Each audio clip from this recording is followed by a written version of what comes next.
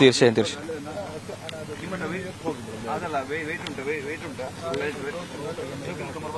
ഈശ്വർ നമ്മളെ ഏത് രീതിയിലായിരിക്കും ഇന്നത്തെ കാര്യത്തിൽ 2 ഡ്രൈവറുണ്ട്.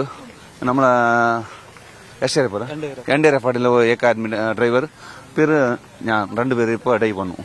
നമ്മൾ ഇന്നലെ പരിശോധിച്ച സ്ഥലത്ത് തന്നെയല്ലേ? അല്ല, വേറെ ഒരു 4ത്തെ പോയിന്റ് കാണിച്ചിട്ടുണ്ട്. അത് നമുക്കൊരു എക്സാക്ട് അതിൽ ഇരിക്കുന്ന അതിൽ 5 കയറിട്ടിട്ട് 2 ഡ്രൈവർ നോക്കണം. ഡ്രൈവറാണ് ഒരേ സമയം ഇപ്പൊ നമ്മൾ ഇന്നലത്തെ ആ കമ്പി കണ്ടിരുന്നല്ലോ, സ്റ്റേ വയർ എടുക്കാനുള്ള അത് അടുത്ത അത് ഇതിപ്പോ നീർ കമ്മിയുണ്ട്. ഇന്ന് ഒരുപാട് ഒരു 5 ഫീറ്റ് കമ്മിയായിട്ടുണ്ട്. പ്രഷർ കമ്മിയുണ്ട്. അതിനിപ്പോ ഈ സൈഡിൽ നോക്കാന്ന് സ്പീഡ് കമ്മിയായിട്ടുണ്ട്. ഇപ്പൊ ഈ സൈഡിൽ ഒരു 60-70 അടി ഉണ്ട്. ആ സൈഡിൽ നോക്കാൻ അപ്പൊ ലോറി കണ്ടെത്താൻ കഴിയുന്നുണ്ട്. കണ്ടിപ്പാ അത് അവിടെ ലോറി കടിച്ചെങ്കിൽ ഞങ്ങൾ എന്തായാലും കിട്ടുന്നുള്ള പ്രതീക്ഷയിലാണ് ഇറങ്ങുന്നത്. 2 ഡ്രൈവർമാരാണ്. 2 ഡ്രൈവർ ഇന്ന്. ഒന്ന് താങ്കളും ഇന്ന് കൂടെ എൻഡിആർഎഫ് ഡ്രൈവർ.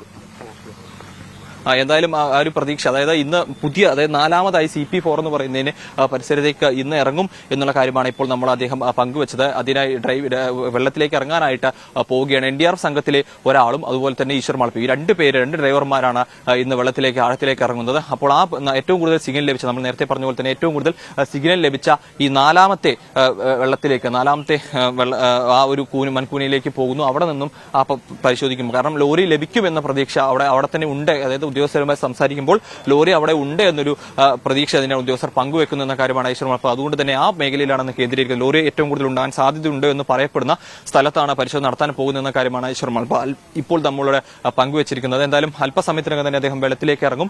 അതിനുശേഷം ഈ വെള്ളത്തിൽ ഇറങ്ങിയ ശേഷമായിരിക്കും അതായത് ഈ ആ പറയുന്ന പ്രദേശത്തേക്ക് ഇറങ്ങി ലോറി ഉണ്ടെന്ന് പറയുന്ന ആ കൂനയ്ക്കുള്ളിലേക്ക് കടക്കാൻ സാധിക്കും. അതായത് ലോറിയുടെ എന്തെങ്കിലും ഒരു അംശം, ലോറി ഉണ്ടെന്ന് സ്ഥിരീകരിക്കുന്ന എന്തെങ്കിലും കാര്യം കണ്ടെത്താൻ കഴിയുമോ എന്നാണ് അവർ പരിശോധിക്കുന്നത്.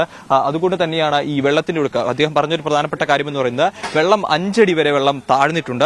അതോടൊപ്പം തന്നെ വെള്ളത്തിന്റെ വേഗത, അടിയൊഴുക്ക് കുറയുകയും ചെയ്തിട്ടുണ്ട് എന്നുള്ള കാര്യമാണ് അദ്ദേഹം ഇപ്പോൾ നമ്മളുമായി പങ്കുവച്ചത്. എന്തായാലും ആ രീതിയിൽ തന്നെയാണ് ഈ രക്ഷാപ്രവർത്തനത്തിലേക്ക് പോകുന്നത്. അതുകൊണ്ട് തന്നെ ഈ വെള്ളത്തിന്റെ ഒഴുക്ക് നിയന്ത്രിക്കാൻ കുറഞ്ഞത് ഒരു പരിധി വരെ, വെള്ളത്തിന്റെ ആഴം കുറഞ്ഞതും അതുപോലെ തന്നെ അടിയൊഴുക്ക് കുറഞ്ഞതും രക്ഷാപ്രവർത്തനത്തെ അനുകൂലമാവും എന്നൊരു പ്രതീക്ഷ തന്നെയാണ് എന്തായാലും ഈശ്വർ മാൾപ്പ അല്പസമയം നമ്മളെ പങ്കുവച്ചത്.